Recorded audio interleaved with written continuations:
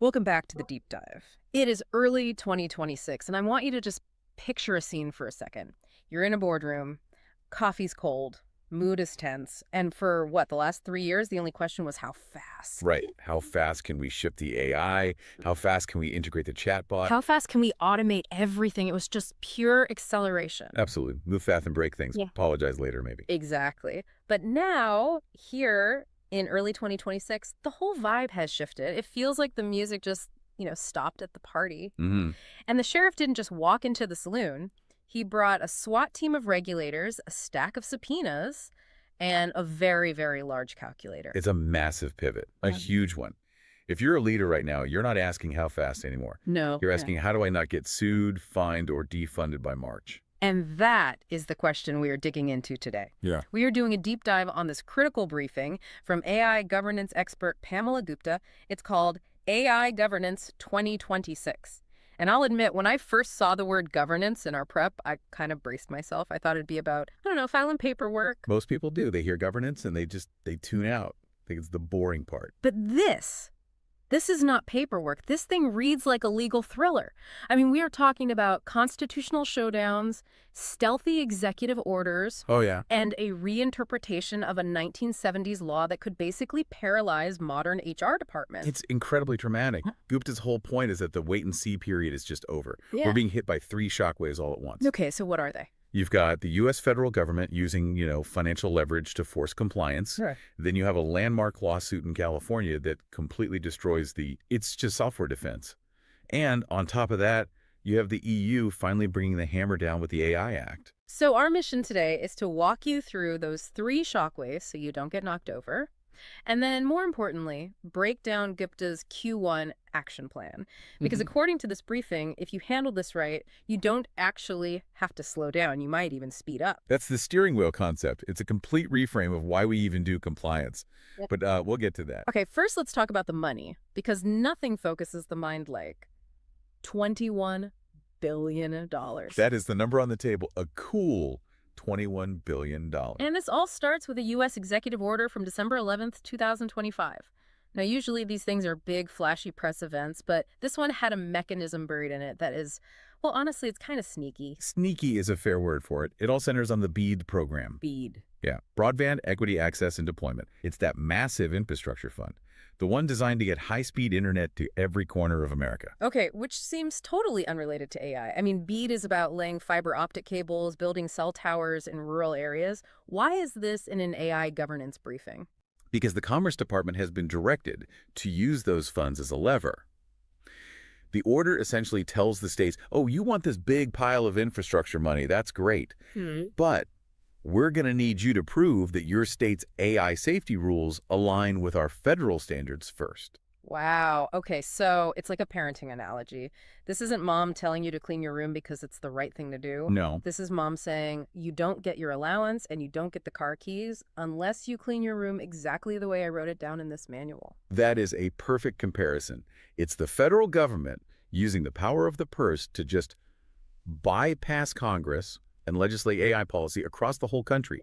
They know they can't get a big AI bill through the Senate right now, so they're just using the checkbook instead. But wait a second, can they? Can they do that? Is that actually legal? Holding infrastructure money hostage to force AI policy? That sounds like it would spark a huge legal fight. It almost certainly would. And the briefing points out that legal experts are already flagging two enormous problems here. The first is something called the major questions doctrine. I keep hearing that term. It's been coming up in Supreme Court cases. Break that down for us. Sure. In plain English, it's basically a check on government agencies.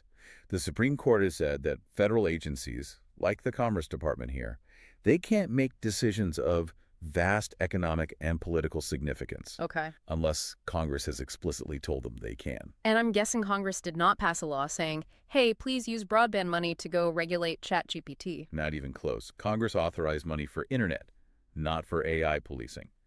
So the argument is that the Commerce Department is stepping way, way out of its lane here. They're trying to reshape the entire tech sector with a pot of money meant for fiber optics. Okay, and you said there was a second issue? The 10th Amendment, state sovereignty. You're going to see states, especially states that might disagree with the administration's view on AI, arguing that the feds are hijacking their legislative process. It's a setup for a constitutional showdown. So a huge legal battle is brewing. But here's the catch for anyone listening, and this is why you can't just wait for a Supreme Court ruling in 2 years. What's the timeline on this? The policy is due March 11, 2026. That's practically next week. It is imminent. And that means the uncertainty is the problem right now. If you're a company operating in multiple states, you're suddenly looking at a completely fractured landscape. Some states might adopt the federal rules to get the money. Others might fight back, pass their own contradictory laws, just to make a point. So if I'm a CTO or a general counsel, I can't just bank on some uniform federal law anymore. I have to be ready for this patchwork quilt of compliance that changes state by state, all fueled by a $21 billion fight. Exactly. The era of wait and see is over. You have to be agile enough to handle different rules in Texas versus California versus New York. Well, speaking of California, let's move to shockwave number 2. Because while the feds are using money, California is using the courtroom. Yes. And this is the part of the briefing that really, really made me sit up straight. Yeah. This impacts almost everyone. On January 20th, 2026, so just a couple of weeks ago, a lawsuit was filed against a company that makes AI tools for employment. Right. You know the type. Tools that screen resumes, analyze video interviews, that kind of thing. But the plaintiffs didn't sue using some new AI bias law. They dug up a dinosaur. They really did.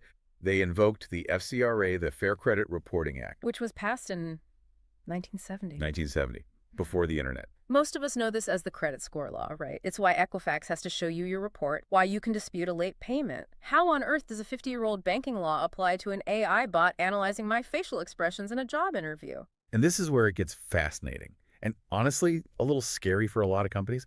The FCRA applies to something called a consumer report. But the definition of a consumer report is incredibly broad. It includes any communication about your character, general reputation, personal characteristics, or mode of living that's used for employment. Character and reputation. So, wait. If an AI says, this candidate seems low energy, or this person scores low on conscientiousness. Or even just, this candidate is a 7 out of 10 match for the role. That's a statement about my character or my characteristics. So under this theory, that AI output, it is a consumer report. It is. And if it's a consumer report, then the company that makes it is a consumer reporting agency, like a credit bureau. Exactly. And that triggers this avalanche of legal requirements that most AI companies have completely ignored. You need consent. You need to ensure accuracy. But the big one, the one that's going to get companies sued, is the adverse action notice. Right. I know this. If I apply for a mortgage and get denied, the bank has to send me a formal letter. It says, we denied you because your credit score is 580, and here's the agency we used. Now apply that to hiring. If an AI screens you out of a job application pile, this theory says you are legally owed a letter explaining that an AI rejected you and giving you the right to dispute the AI's findings, to correct the record. Oh my God, just think about the volume. Some of these big companies, they process millions of applications a year. They use AI to filter out 90% of them. Are they sending millions of adverse action letters? No, they're not. And that is the liability. That is the trap. The lawsuit has this one line that everyone needs to hear. It says, there's no AI exemption to these laws. I want to pause on that quote. There is no AI exemption. That feels like the headline of the year. It really is. And, to be fair to the companies, there was a lot of confusion. Back in October 2024, the CFPB issued guidance saying, yes, these AI tools are covered. Yep. But then in May 2025, they rescinded that guidance. So everyone just relaxed. Everyone breathed a huge sigh of relief. They thought, okay, the regulators backed off. But the briefing makes this critical point. Rescinding the guidance didn't change the law.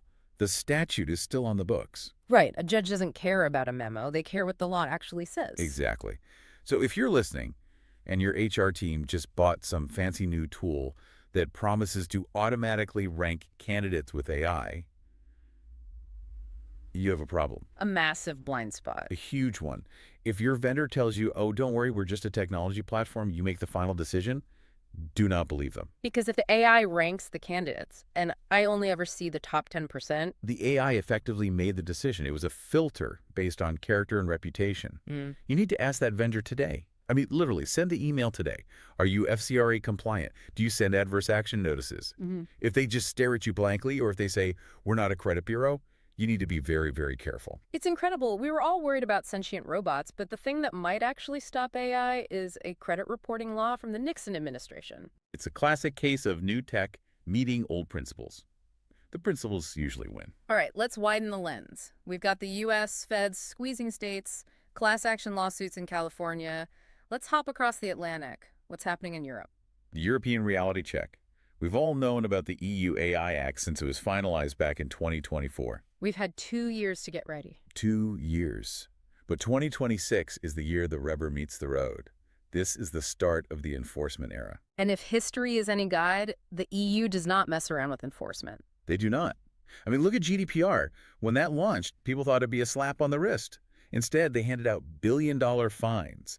They forced huge companies to fundamentally change their business models. We should expect the exact same energy for AI. So where are they focused? What's their primary target? The AI Act is massive. They're laser-focused on high-risk categories, and this overlaps with what we were just talking about in the U.S., employment, education, credit decisions, and critical infrastructure. So if I'm using AI to, I don't know, generate marketing copy, I'm probably low risk. But if I'm using it to decide who gets a loan, You're in the crosshairs, and the requirements are heavy. You need human oversight, detailed technical docs, accuracy testing.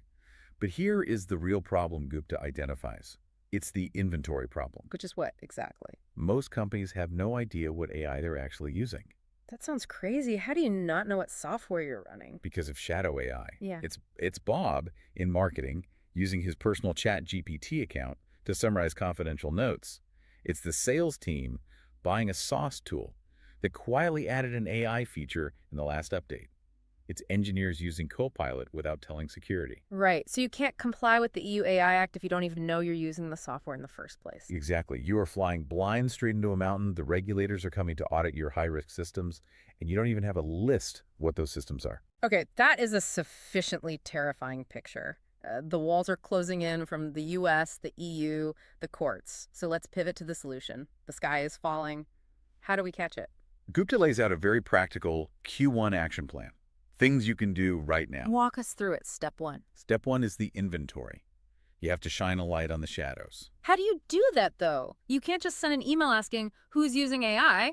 Half the people won't know or won't answer. You have to get technical. You look at network traffic, where's the data going? You look at expense reports for API costs, who's paying OpenAI or Anthropic. You audit your vendor contracts. You have to hunt it down. Treat it like a cybersecurity threat hunt. Precisely. You can't govern what you can't see. And once you have that list, you move to step two, which is solving the hot potato problem. Ownership. Right. In most companies right now, AI governance is homeless. Legal thinks IT has it. IT thinks compliance has it. Compliance thinks the chief data officer has it. And when everyone owns it, no one owns it.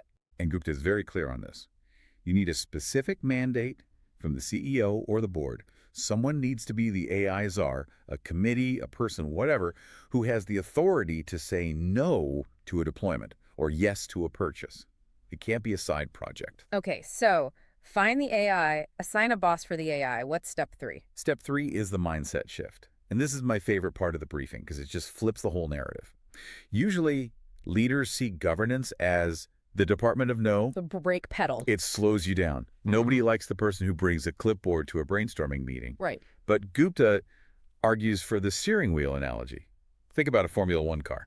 It goes 200 miles an hour. Why? Is it just the engine? Ah, I see where you're going. It can go that fast because the driver trusts the brakes and the steering. If you didn't have a steering wheel, you couldn't touch the gas pedal. Exactly. If you took the steering wheel off a Ferrari, you wouldn't drive it 200 miles per hour. You drive it 5, terrified. Governance is the steering wheel. It gives you the control you need to move fast safely. That is a really powerful reframing. It's not about stopping. It's about cornering. And it becomes a competitive advantage. Imagine you're pitching a huge client. Your competitor walks in and says, yeah, our AI is cool. We think it's safe. Trust us. Then you walk in and say, here's our inventory. Here is our FCRA compliance documentation. Here's our EU risk assessment. And here's our safety log.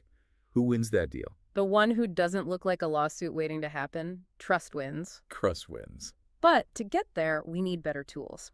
The briefing mentions something called AI Tips V2 and talks about gaps in current frameworks. We have NIST, we have ISO standards. Why aren't those enough? Because they're too theoretical. They tell you what to care about. Be fair, be transparent, be accountable. but they don't tell you how to configure the server on a Tuesday morning. The integration gap. Right. Gupta points to 3 gaps. The integration gap. How do you embed this in your workflow without creating a bureaucracy everyone hates? The measurement gap. What's the KPI for safes? How do you measure fairness on a dashboard? And finally, the speed gap. How do you govern without killing innovation?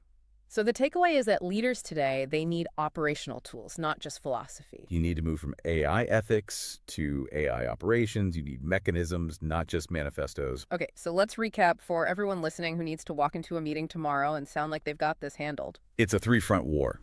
The feds are weaponizing $21 billion in broadband funds to force state compliance by March. A California lawsuit means your AI hiring tools are probably consumer reports with no exemptions from old credit laws. And the EU is starting a hard enforcement phase. And your move is inventory your shadow AI now. Assign clear ownership that reports to the top. And stop treating governance as a brake pedal. Treat it as the steering wheel that lets you lap your competitors. And be the person who speaks up. If you're in a meeting and someone says, oh, the FCRA doesn't apply to us, we're just a tech company, you need to be the one who says, actually, have you seen the lawsuit from January 20th? That one sentence could save your company millions. That is the definition of adding value. Now, before we sign off, I want to leave everyone with one final, slightly provocative thought to chew on. Let's hear it. We talked about the major questions doctrine and the broadband funding. If the federal government actually succeeds, if they use infrastructure money to dictate AI policy, what else could they dictate? It opens a massive door. Right. If your company relies on any federal subsidies for green energy, for chip manufacturing, for agriculture, could those subsidies suddenly come with AI strings attached? Here's your tax credit, but only if your algorithm works the way we say it should. We might be seeing the start of a whole new era. One where the government controls technology not through laws passed by Congress, but through the back door of spending. It is a brave new world. Check your inventory, grab the steering wheel, and good luck out there. Stay safe. Thanks for listening to The Deep Dive. We'll see you next time.